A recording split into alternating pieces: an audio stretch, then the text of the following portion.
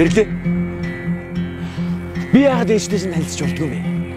Хоёлаа өнөөдөр ээж дээр очино. Одоо л жинхлэгдэж байгаа юм да. За л өгшгээд өгөөрэй.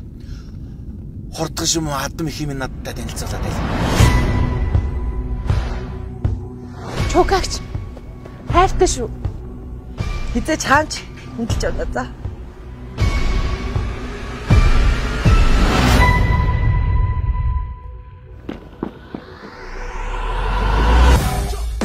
Ханаас яагаад ч юм дургуулсан. Шоронд ороод гараад ирснийг хинч мэдэх ёсгүй юм байл.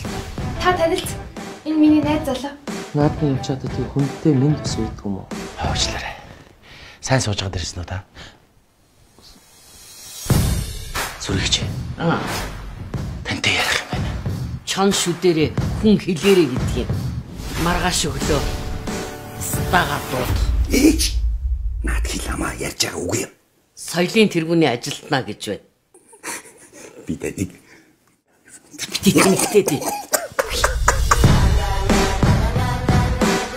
яг энэ хүчээс гэж би гэр бүлийнхээ төлөө тууштай тэмцэх бол.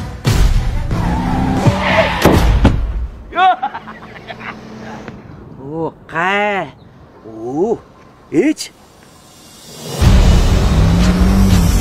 Чиний өгсөн бүтээгдэхүүн амралтанд амарч гараад ирлээ. Энэ мөнгө чиний амьдралыг оронгорч нэрвэлдэг.